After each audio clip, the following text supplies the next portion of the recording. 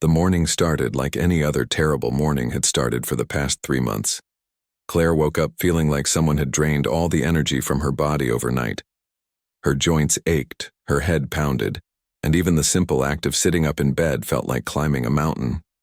She stared at the ceiling of her tiny studio apartment, trying to gather enough strength to face another day. 26 years old, and this is what her life had become. Just 2 years ago, she'd been full of dreams and ambition. She'd saved up enough money to quit her soul-crushing office job and pursue her real passion as a freelance designer. Things were actually going well for a while. She had clients, she was building a portfolio, and for the first time in her life, she felt like she was on the right path. Then, everything fell apart. It started with the fatigue. She thought she was just working too hard, pushing herself too much. Then came the joint pain, the dizzy spells, the days when she couldn't get out of bed no matter how hard she tried. Doctor after doctor, test after test, until finally someone figured it out. A rare autoimmune disease with a name she could barely pronounce. The kind of condition that didn't have a simple fix, that required expensive treatments and constant medical supervision. Her insurance company had other ideas about paying for those treatments. Denied, appeal denied. Every claim she submitted came back with the same cold, corporate response. Meanwhile, the bills kept piling up. Medical debt, rent she could barely afford, groceries she had to choose between, and medication. Her savings account that she'd worked so hard to build was now sitting at $473. Claire finally dragged herself out of bed around 10 in the morning. She had a meeting with a potential client at a coffee shop downtown, and she desperately needed this job. She'd already lost 3 clients in the past month because she'd been too sick to meet their deadlines. Her reputation was taking a hit, and she couldn't afford to lose any more work. She put on her best attempt at looking professional, which mostly meant choosing clothes that hid how much weight she'd lost and applying enough makeup to cover the dark circles under her eyes. When she looked in the mirror, she barely recognized herself anymore. The vibrant, hopeful young woman she used to be had been replaced by someone who looked exhausted and defeated. The bus ride downtown was torture. Every bump in the road sent waves of pain through her body. She kept her head down, avoiding eye contact with the other passengers. She'd learned that people didn't know how to react when they saw someone young looking so obviously unwell. They either stared with pity or looked away uncomfortably, and she didn't know which was worse. The coffee shop was one of those trendy places with exposed brick walls and overpriced lattes. Claire arrived 15 minutes early, which was good because she needed to sit down immediately. The room was spinning slightly and her hands were trembling. She found a chair near the window and tried to steady her breathing. That's when she realized she'd made a terrible mistake. She'd been so focused on just getting there that she hadn't eaten anything since yesterday afternoon.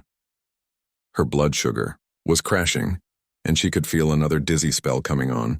She checked her wallet. $6 and some change. Not even enough for one of those overpriced lattes, let alone food. The client never showed up. Claire sat there for 45 minutes, checking her phone every 2 minutes, hoping for a message or a call. Nothing. Eventually, she got a text. Something came up. We'll reschedule. But she knew what that really meant. People could sense desperation, and desperate freelancers didn't get hired. She felt the tears coming before she could stop them. Not here, she thought, not in public. But her body had other plans. The stress, the pain, the crushing weight of everything falling apart, it all hit her at once. She stood up too quickly, and the room tilted sideways. She barely made it to the wall before her legs gave out.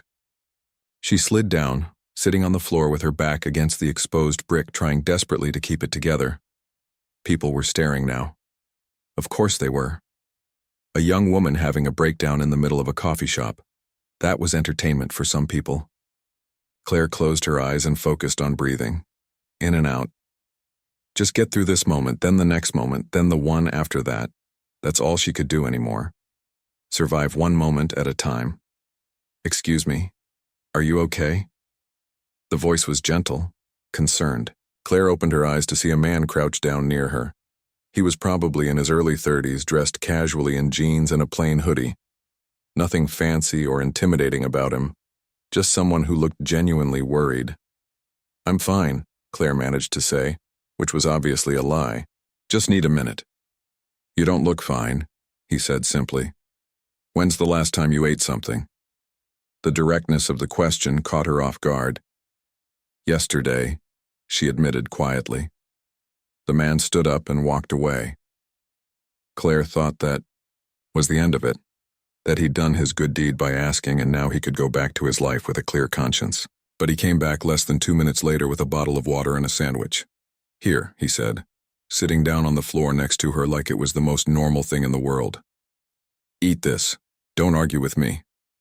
Claire wanted to refuse. She wanted to maintain some shred of dignity, but she was too tired and too hungry and too defeated. She took the sandwich with shaking hands and ate it like she hadn't seen food in days, which wasn't far from the truth. The man didn't say anything while she ate. He just sat there, scrolling through his phone, giving her space to collect herself. When she finally finished and drank most of the water, she felt a little bit more human. "Thank you," she said quietly. "You didn't have to do that." "I know," he replied with a slight smile. "I'm Ben, by the way, Claire." "Nice to meet you, Claire, though I wish it was under better circumstances." He stood up and offered her his hand. She took it, and he helped her to her feet. "Come on, let's get you properly sitting at a table instead of on the floor." He led her to a corner table where his laptop was set up. He'd clearly been working before she'd interrupted his day with her crisis. Claire felt a wave of embarrassment wash over her. "I'm sorry," she started to say. "I didn't mean to." "Stop apologizing," Ben said firmly but kindly. "You're clearly dealing with something difficult. We all need help sometimes." Something about the way he said it made Claire believe he actually meant it. Not in that fake, performative kindness way that some people had, but genuine understanding. Before she knew what she was doing, she was telling him everything. About the disease, the medical bills, the insurance denials, the lost clients, the apartment she was probably going to lose in 3 weeks. It all came pouring out to this complete stranger in a coffee shop, and the weird thing was, he actually listened. He didn't interrupt with advice or try to fix everything. He just listened and asked questions and made her feel like what she was going through actually mattered to someone. "That's a lot to carry," Ben said when she finally finished. "How are you managing the treatments?" "I'm not," Claire admitted. "Can't afford them. So I just deal with the symptoms as best I can and hope I don't end up in the hospital." Ben was quiet for a moment, and Claire wondered if she'd shared too much. But then he looked at her with this intensity that made her pay attention. "What if there was a way to fix this?" he asked. "Would you take it?" Claire laughed bitterly. "Sure, if I win the lottery or find a miracle, I'm all in." "I'm serious," Ben said. "Just hypothetically, if someone offered you a real solution, would you take it? Or would your pride get in the way?" It was a strange question, but Claire was too exhausted to overthink it. "I'd take it," she said honestly. "Pride doesn't keep you alive." Ben nodded slowly, like she'd just passed some kind of test. "Good to know," he said. "That's a good answer." Claire had no idea why he cared about her answer, or why this random stranger seemed so invested in her problems. But sitting there in that coffee shop, feeling a little less alone than she had in months, she decided not to question it. Sometimes you just had to accept kindness when it showed up, even if you didn't understand why it was there. Claire didn't expect to see Ben again. People said nice things and did nice things all the time, and then they went back to their own lives. That was just how the world worked. So when she walked into the same coffee shop 3 days later and saw him sitting at the same corner table, she was genuinely surprised. He looked up from his laptop and smiled like he'd been expecting her. "Hey, how are you feeling?" "Better than last time," Claire said, which was setting a pretty low bar. "Thanks again for the sandwich, and for not making me feel like a complete disaster." "You want to sit?" Ben gestured to the empty chair across from him. "I'm just working on some boring stuff, could use a break." Claire hesitated. She'd come to the coffee shop to work on a design project, not to bother the kind stranger again. But something about Ben made her feel comfortable. Plus, the truth was she'd been incredibly lonely these past few months. Her friends had slowly stopped reaching out when she kept canceling plans because she felt too sick to leave the house. "Sure," she said, settling into the chair. What kind of work do you do? Ben's answer was vague. Business consulting, project management, that kind of thing. Lots of meetings, lots of spreadsheets, not very exciting. He changed the subject quickly. What about you? You mentioned losing clients. What kind of work are you in? Claire's face lit up despite everything. Graphic design. I left my regular job 2 years ago to go freelance. It was going great until my body decided to betray me. Can I see your work? Ben asked. Most people just nodded politely when she mentioned being a designer. They didn't actually care to see anything, but Ben seemed genuinely interested, so Claire pulled out her tablet and showed him her portfolio. Logo designs, branding packages, website mock-ups, all the work she'd done when she still had the energy to be creative. Ben studied each piece carefully, asking questions about her process, her inspiration, her approach to different projects. He wasn't just being polite. He actually understood what he was looking at. These are really good, he said finally. Like professionally impressive. You shouldn't be struggling to find work with talent like this.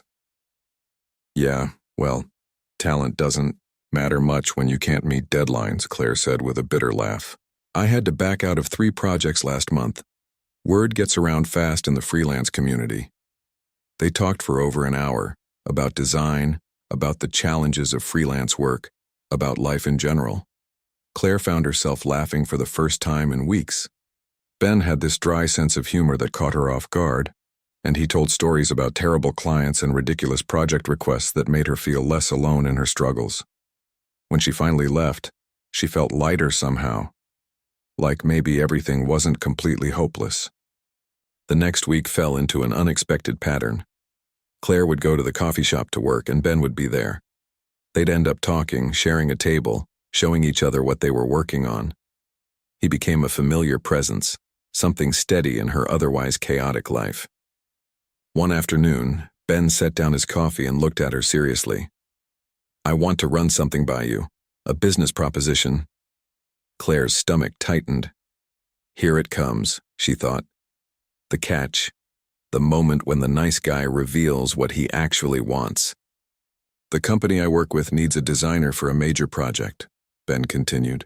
Rebranding campaign, marketing materials, the whole package. It's a 6-month contract with the possibility of extension. Okay, Claire said slowly. Why are you telling me this? Because I want to recommend you for the job. Claire stared at him. You barely know me. You've seen my portfolio once. I've seen enough to know you're talented. And I've spent enough time with you to know you're professional and dedicated. Ben pulled out his phone and showed her a number. This is what they're offering for the contract. Claire's eyes went wide. It was more money than she'd made in the past 6 months combined. That can't be real. It's real. It's a legitimate company with a serious budget. They need quality work, and I think you can deliver it. But what if I get sick again? What if I can't finish the project? The fear was immediate and overwhelming. The work is remote. You set your own hours. As long as you hit the major milestones, nobody cares when you work. Ben leaned forward. Claire, this could solve your problems, at least the financial ones. It sounded too good to be true. In Claire's experience, things that sounded too good to be true usually were. Why would you do this for me? You don't even know me. Ben was quiet for a moment. Let's just say I know what it's like when the system fails you, when you need help and nobody's there to give it. I'm in a position to help now, so I am. It's that simple. It wasn't simple at all, but Claire was too desperate to overthink it. What do I have to do? Say yes. Then I'll make an introduction to the team. They'll want to see your portfolio and have a conversation, but that's just formality. The job is yours if you want it. Claire felt tears threatening again, but these were different. I don't know what to say. Say yes, Ben repeated gently. And let someone help you for once. She said yes. 2 days later, Claire had a video call with Ben's company, or rather with some company that Ben apparently worked with. The details were still a bit fuzzy to her, but the people on the call were professional, enthusiastic about her work, and very clear about the terms. 6-month contract, generous pay, flexible schedule.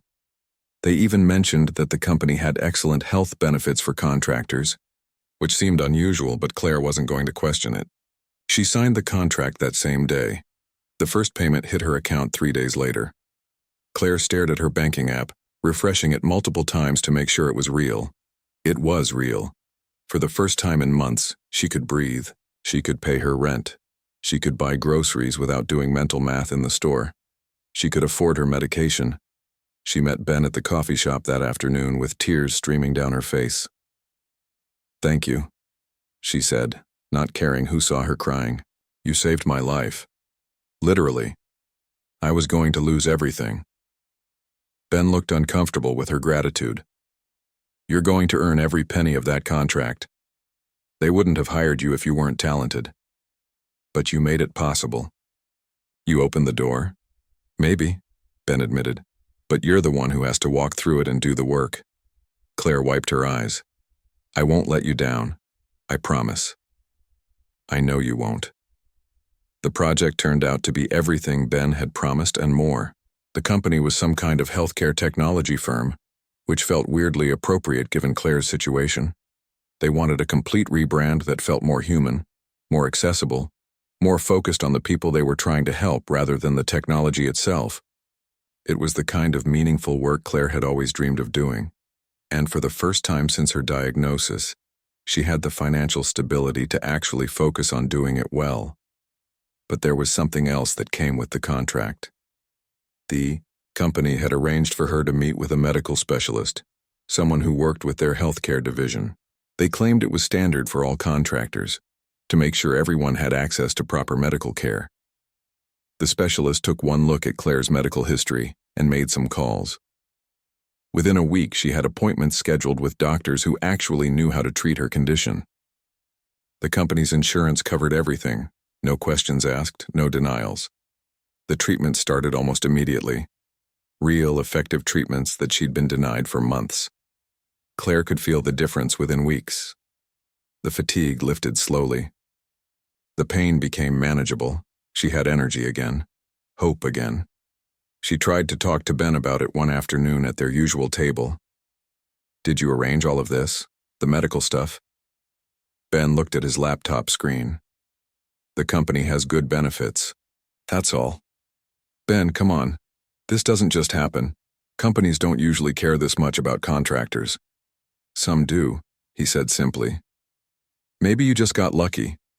Claire didn't believe in luck anymore, but she also didn't want to push too hard and risk offending the one person who'd actually helped her when she needed it most. "Well, whatever the reason, thank you. For all of it." Ben finally looked up and met her eyes. "You're welcome. Now stop thanking me and get back to work. That rebrand isn't going to design itself."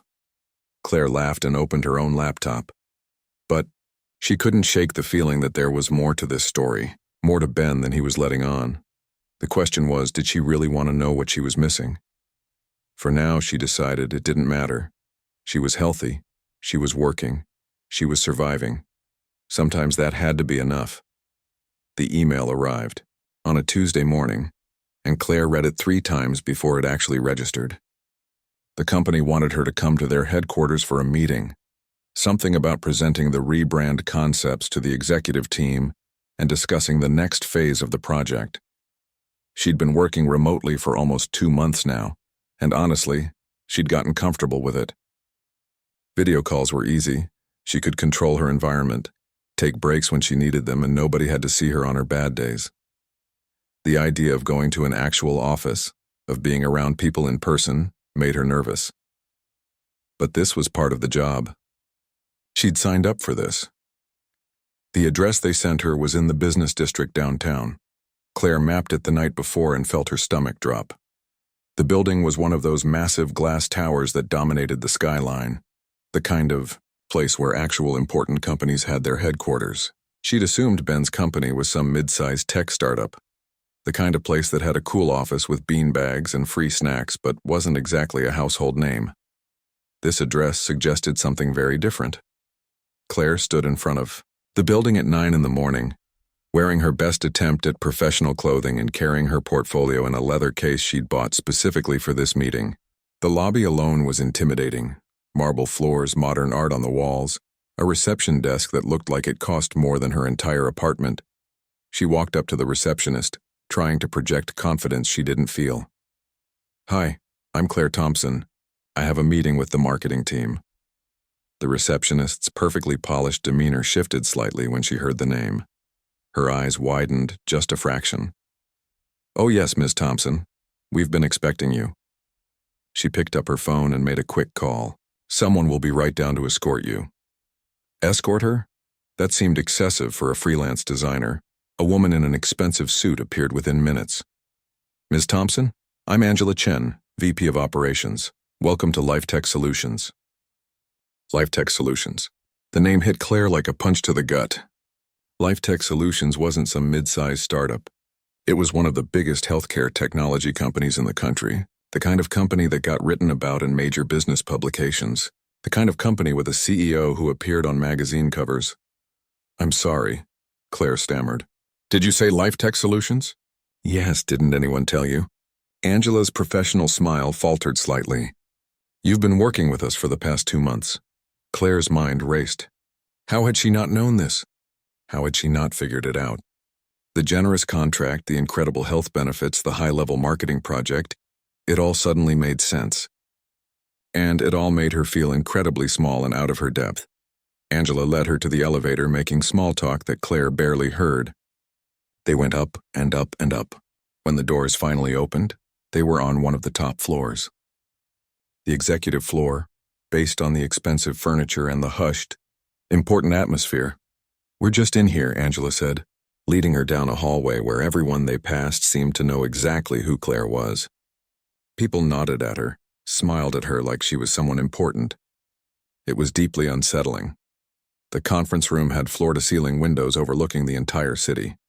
There was a massive table surrounded by leather chairs and a presentation screen set up at one end. Claire's portfolio suddenly felt like a child's art project in a museum. "The team will be here in just a moment," Angela said. "Can I get you anything?" "Coffee, water?" "Water would be great," Claire managed to say, mostly because her mouth had gone completely dry. Angela left, and Claire was alone in this ridiculous conference room, wondering how her life had gotten so weird. 2 months ago, she'd been sitting on a coffee shop floor, too sick and broke to function. Now she was in the headquarters of a major corporation, about to present to executives who probably made more money in a day than she made in a year. The door opened, and Claire turned around, ready to meet the marketing team. Ben walked in, except it wasn't casual coffee shop Ben in his jeans and hoodie. This was Ben in a perfectly tailored suit that probably cost more than her rent. Ben with an air of authority that she'd never seen before. Ben followed by 3 other people who were very clearly deferring to him. "Ms. Thompson," he said formally. And Claire's brain short-circuited. "Thank you for coming in today." Everyone sat down. Ben took the head of the table, the seat reserved for the person in charge, the person running the meeting, the person who owned the whole damn company. Claire couldn't move, couldn't think, couldn't process what she was seeing. "I believe you've already met Angela, our VP of Operations," Ben continued, gesturing to the woman who'd escorted her up. "This is Kevin Martinez, head of marketing, and Rachel Kim, our communications director. They've all been incredibly impressed with the work you've done so far." The other executives nodded enthusiastically, saying complimentary things about her designs. Claire heard none of it. She was staring at Ben, her mind screaming with questions. The presentation was supposed to happen. Claire was supposed to show her work, explain her vision for the rebrand, discuss the next steps. But she couldn't do any of that. Not when her entire world had just been turned upside down. "Excuse me," she said, cutting off someone mid-sentence. "I need a moment." "I'm sorry, I need to step outside." She didn't wait for permission. She just stood up and walked out of the conference room, down the hallway, past all the important-looking people until she found a bathroom. She locked herself in a stall and tried to breathe. Ben had lied to her. For 2 months, he'd been lying to her.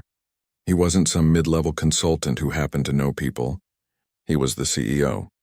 He'd probably been the CEO the entire time she'd known him.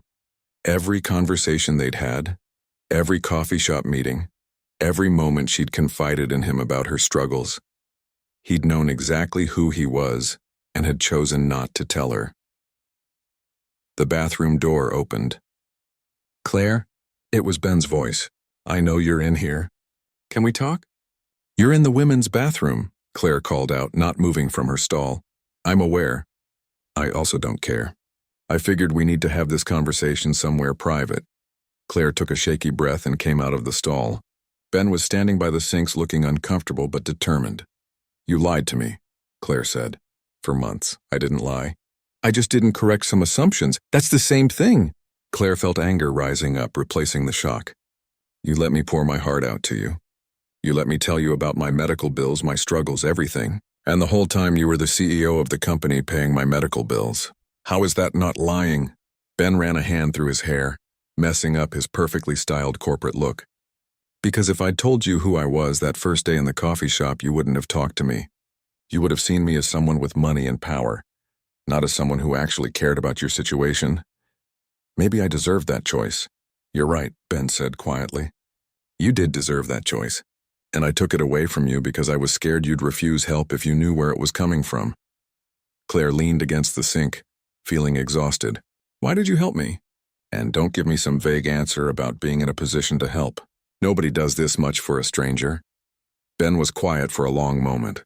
When he spoke, his voice was different, softer, more vulnerable. 15 years ago, I watched my sister die from the same disease you have. We couldn't afford the treatments. Every insurance company denied our claims. Every hospital wanted money up front that we didn't have.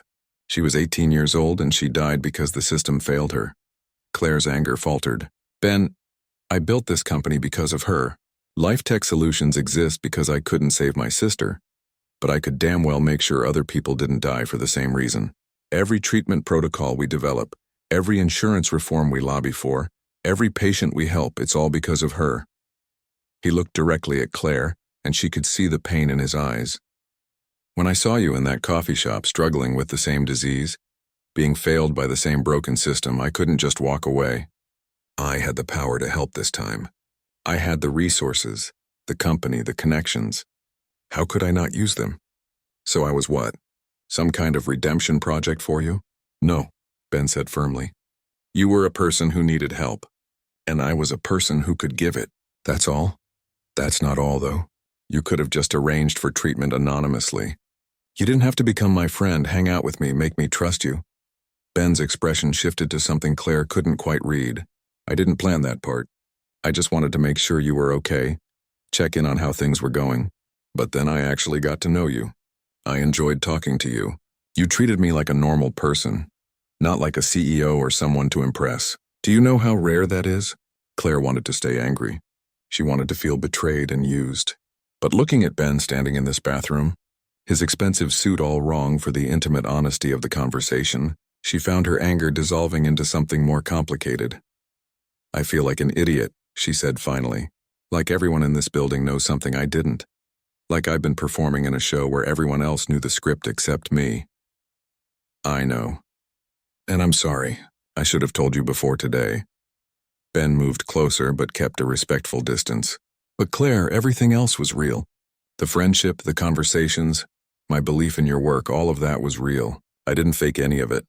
How am I supposed to know what's real anymore? Because I'm telling you now. No more secrets, no more half-truths. Yes, I'm the CEO of Life Tech Solutions. Yes, I arranged for your contract and your medical treatment. Yes, I've been checking in on your progress through the team. But I also genuinely think you're incredibly talented. I also genuinely enjoyed spending time with you at that coffee shop. Both things can be true." Claire closed her eyes, trying to sort through the chaos in her head. "This is a lot. I know. I need time to process this." "Take all the time you need," Ben said. "But Claire, don't walk away from the job because you're mad at me. Whatever happens between us personally, you earned that contract. Your work is phenomenal and this company needs you." Claire opened her eyes and looked at him. "I need to think." "Fair enough." Ben moved toward the door, then stopped. "For what it's worth, I really am sorry. I never wanted you to feel deceived," he laughed. And Claire was alone in the bathroom of a billion-dollar company, trying to figure out what the hell happened to her life. Claire didn't go back to the conference room that day. She couldn't. Instead, she took the elevator down, walked out of that glass tower, and kept walking until her legs hurt and her mind started to clear. She ended up in a park somewhere, sitting on a bench, watching people live their normal lives while hers felt completely upended. Her phone buzzed constantly, messages from the Life Tech team asking if she was okay, if she needed anything, if they should reschedule. She ignored them all except one from Angela, the VP, saying simply that they understood she needed space and to reach out when she was ready. For 3 days, Claire avoided everything. She didn't work on the project. She didn't respond to emails. She definitely didn't go back to that coffee shop where this whole mess had started. She stayed in her apartment, alternating between anger and confusion and something that felt uncomfortably like grief. Because that's what it was, she realized. She was grieving the friendship she thought she'd had, the connection she'd made with someone who seemed to understand her, to see her as a person rather than a problem to be solved. Now she didn't know what any of it had been. On the 4th day, someone knocked on her door. Claire considered ignoring it, but something made her look through the peephole. Ben was standing in her hallway, still in that corporate uniform, looking tired and uncertain. She opened the door but didn't invite him in. "How did you get my address?" "Company records," Ben admitted. "I know that sounds creepy. I'm sorry." "You should stop apologizing and start explaining," Claire said. "Actually explaining, not just giving me the rehearsed version you probably practiced with your PR team." Ben winced. "Can I come in? Or we can talk out here if you prefer. But your neighbors are probably going to get an interesting show." Claire stepped aside and let him in. Her tiny studio apartment looked even smaller with Ben standing in it. He seemed too big, too corporate, too everything for the small space she called home. "Nice place," he said, which was obviously a lie. It was a dump and they both knew it. "Don't," Claire said sharply. "Don't do that polite corporate thing where you pretend. I'm so tired of not knowing what's real with you." Ben nodded and sat down on her threadbare couch without asking. "Okay, real truth then. I've been coming to that coffee shop for 3 years. I started going there after I made my first $1 billion, after Life Tech really took off because I felt like I was losing touch with why I started the company in the first place. Everyone around me treated me differently. They wanted something from me, or they were scared of me, or they were trying to impress me. I couldn't have a normal conversation with anyone." He looked around her apartment at the reality of her life that he'd known about but hadn't really seen. "So I'd go to this coffee shop in jeans and a hoodie, work on my laptop and just be a regular person for a few hours a week. It was the only place I felt normal." "Poor rich boy," Claire said, unable to keep the bitterness out of her voice. "I know how that sounds. I know I can't compare my problems to real struggles like yours. But loneliness is loneliness, even in a penthouse." Claire sat down in the chair across from him. "Keep going. The day you collapsed, I was having a really bad morning. We just lost a major insurance negotiation that would have helped thousands of patients get coverage. I was sitting there thinking about my sister, about how I'd built this entire empire but still couldn't fix the broken system that killed her. I felt useless." Ben's voice got quieter. "And then you came over and asked to sit down. And you started telling me about your disease, your situation, the insurance denials. It was like the universe put you in front of me and said, here's one person you can actually help. Here's your chance to do what you couldn't do 15 years ago. So you did help me. You arranged everything, paid for everything. Why didn't you just do it anonymously? Why the whole friendship thing?" "Because I'm selfish," Ben said bluntly. "I told myself I was checking in to make sure you were okay, that the treatments were working, that you had what you needed. But the truth is, I like talking to you. I like the way you treated me like a normal person who just happened to buy you a sandwich. You made me feel human again." Claire absorbed this, trying to separate her emotions from the facts. "Did you mean any of it? The conversations, the jokes, the time we spent together?"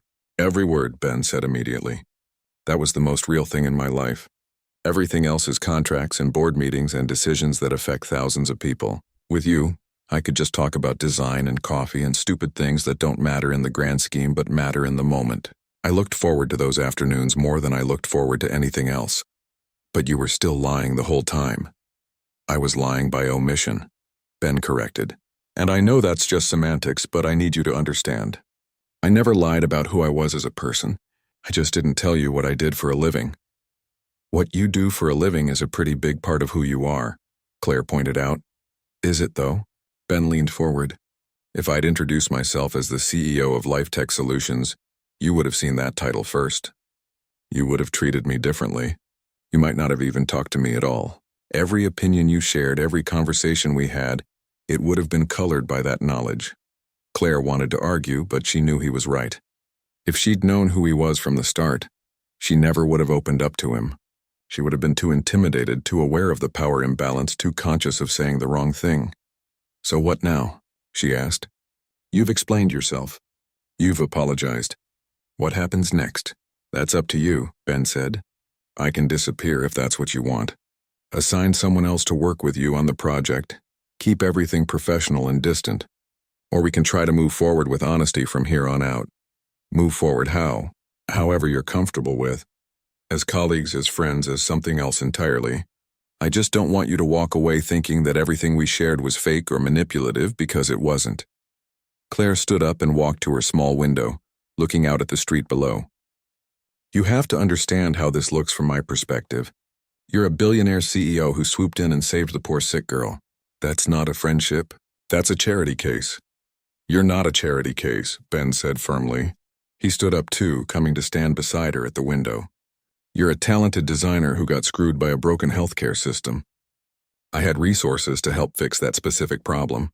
But your talent, your work ethic, your personality, none of that came from me. That's all you.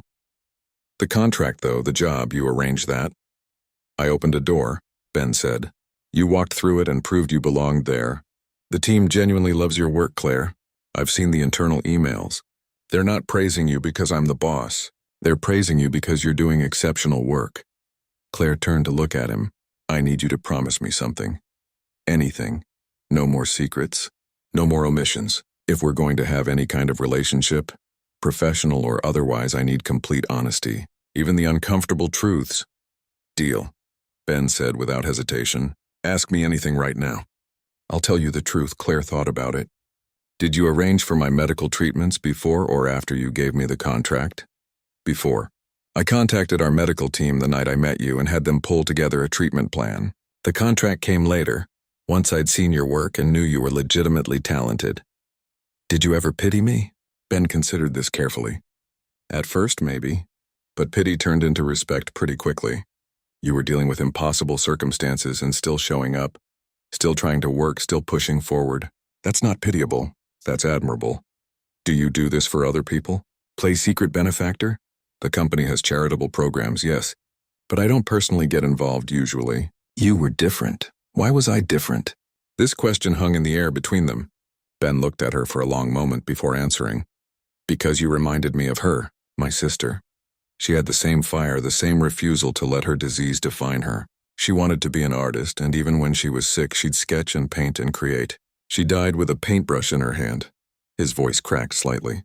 "When I saw you still trying to work, still pursuing your passion despite everything, it was like I got a second chance. A chance to help someone like her survive when she couldn't." Claire felt her anger dissolving completely. "Ben, I'm not your sister. You can't save her through me." "I know that," he said quietly. "I really do know that. But maybe I can honor her memory by making sure people like you and like her don't fall through the cracks anymore." "Is that so wrong?" "No," Claire admitted. "It's not wrong. It's actually pretty beautiful, but it's complicated. Most meaningful things are." Claire took a deep breath. "Okay, here's what I'm thinking. I'll continue the contract because you're right, I earned it. I'll work with your team and do the best job I can. But you and me personally, we start over. No more coffee shop meetings where I think you're one thing and you're actually another. If we're going to be friends, we're going to be friends who know the truth about each other." "I can do that," Ben said. "Fresh start. Complete honesty. And you have to stop managing my medical care behind the scenes. If I need help, I'll ask for it. You don't get to make decisions about my health without telling me." "Fair enough." Ben extended his hand. "Do we have a deal?" Claire looked at his hand, then at his face. The anxious, hopeful expression was so different from the confident CEO she'd seen in that conference room. This was the real Ben, she realized. The one who sat on coffee shop floors and worried about doing the right thing and carried the weight of his sister's memory. She shook his hand. "We have a deal." Relief flooded Ben's features. "Thank you. I promise I won't let you down. You already did once," Claire pointed out. "But I'm willing to give you a second chance. Don't make me regret it." "I won't." As Ben left her apartment, Claire felt something shift inside her. The anger was gone, replaced by cautious optimism. Maybe this could work. Maybe they could build something real from the messy foundation of secrets and half-truths. Or maybe it would all fall apart again. But for the first time in months, Claire felt like she had some control over her own story. And that was worth the risk. 6 months changed everything. Claire stood in the Life Tech Solutions conference room, the same one where her world had been turned upside down. But this time she felt like she belonged there. Her presentation was loaded on the screen behind her, showing the completed rebrand that she'd spent half a year perfecting. The board members sat around the table, looking at her work with genuine interest rather than polite obligation. The new branding focuses on accessibility and human connection, Claire explained, clicking through her slides. We've moved away from the cold, clinical imagery and toward something that reflects what life tech actually does, which is help real people live better lives. She showed them the new logo, the updated color palette, the marketing materials that told stories of patients rather than boasting about technology. It was some of the best work she'd ever done, and she knew it. The board applauded when she finished. Not the polite corporate applause she'd expected, but genuine enthusiasm. Several members immediately started asking questions about implementation, about expansion to other markets, about taking this approach into their other divisions. Ben, sitting at his usual spot at the head of the table, caught her eye and smiled. A real smile, the kind she'd first seen in that coffee shop a lifetime ago. No secrets behind it anymore, just pride and genuine happiness at seeing her succeed. After the meeting, as everyone filed out, Rachel Kim, the communications director, pulled Claire aside. That was incredible. I've been doing this for 15 years, and that's one of the best rebrand presentations I've ever seen. Thank you, Claire said, still getting used to accepting compliments without self-deprecation. I wanted to talk to you about something, Rachel continued. We have an opening for a senior design position. Full-time, excellent benefits, creative control over all major projects. We'd love for you to apply. Or actually, forget applying. I'm offering you the job if you want it. Claire's heart raced. A full-time position at LifeTech would mean stability, security, health insurance that actually worked. Everything she'd been desperately trying to hold on to for the past year. But it would also mean giving up her freelance freedom, the independence she'd fought so hard to maintain. Can I think about it? She asked. Of course. Take your time. Claire left the conference room and headed for the elevator, her mind spinning with possibilities. As the doors opened, Ben stepped in beside her. Hey, he said casually. Good presentation today. Thanks, boss, Claire replied with a slight smile. They'd fallen into an easy rhythm over the past 6 months. At work, he was the CEO and she was the contractor. Professional, respectful, appropriate. But they'd also maintained their friendship outside of work. Meeting for coffee sometimes, texting about random things, slowly rebuilding trust on a foundation of honesty. Rachel offered me a job, Claire said as the elevator descended. I know. I approved it. Ben looked at her. But I also told her not to pressure you.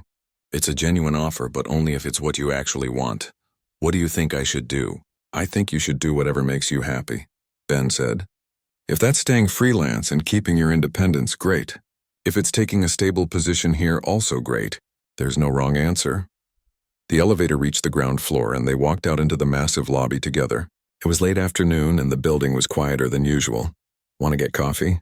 Ben asked. The real kind, not the fancy stuff they serve upstairs. Claire laughed. You mean the coffee shop? Yeah.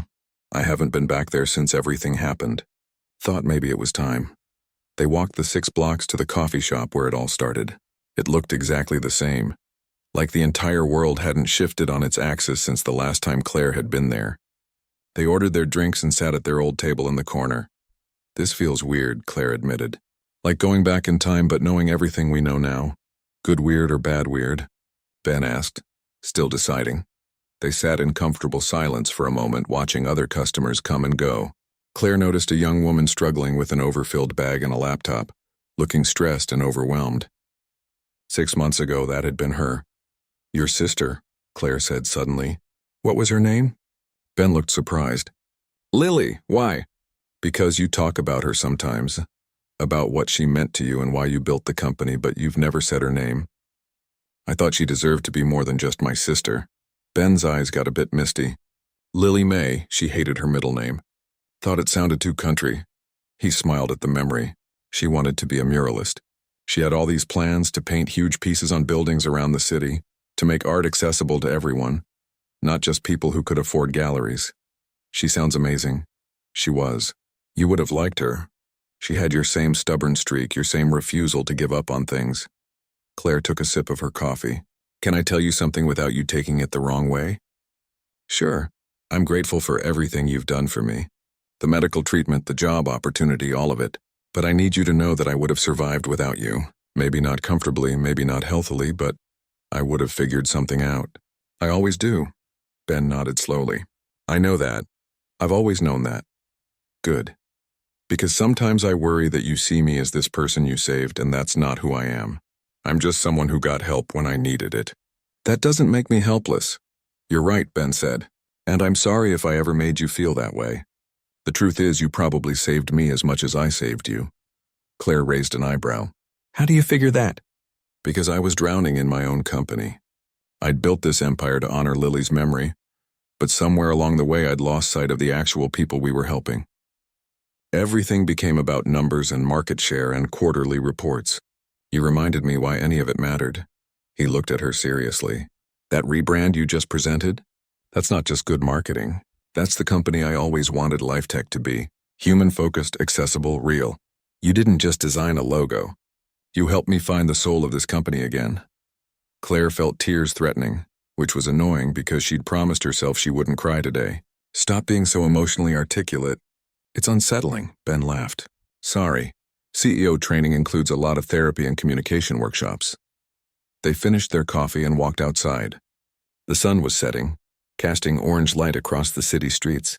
Claire realized she needed to make a decision about the job offer, about what came next in her life. I'm going to take it, she said suddenly. The position at LifeTech, yeah? Ben looked pleased but was clearly trying not to influence her decision. Yeah. Not because I need stability, though, that's nice. Not because you're there, though that doesn't hurt. But because I actually believe in what the company does. I want to be part of making healthcare more human, more accessible. That matters to me. It matters to me too, Ben said quietly. Welcome to the team officially. Thanks, boss. You know you're going to have to stop calling me that eventually. Never, Claire said with a grin. They started walking back toward the LifeTech building where Claire's car was parked. The streets were busy with people heading home from work, living their normal lives, completely unaware that they were walking past a CEO and a designer who'd found something real in the middle of corporate chaos. Can I ask you something? Ben said as they walked. Sure. That first day in the coffee shop, if you'd known who I was, would you still have talked to me? Claire thought about it honestly. Probably not. I would have been too intimidated, too aware of the gap between us. I would have thanked you for the sandwich and left as quickly as possible. That's what I thought. But you know what? Claire continued. I'm glad I didn't know, because I got to meet you as a person first before all the CEO stuff. And now that I know both sides, I understand that they're both real. You're both the guy who sits on coffee shop floors and the guy who runs a billion-dollar company. That's pretty rare. You see me as a whole person, Ben said. Not many people do that. Well, someone has to keep your ego in check. They reached the parking garage and Claire found her car. It wasn't the same beaten-up old sedan she'd driven 6 months ago.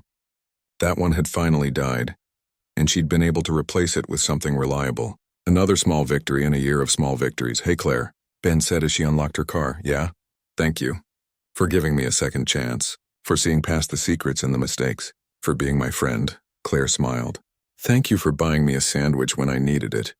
Everything else kind of spiraled from there. Best sandwich I ever bought. Most expensive sandwich I ever ate.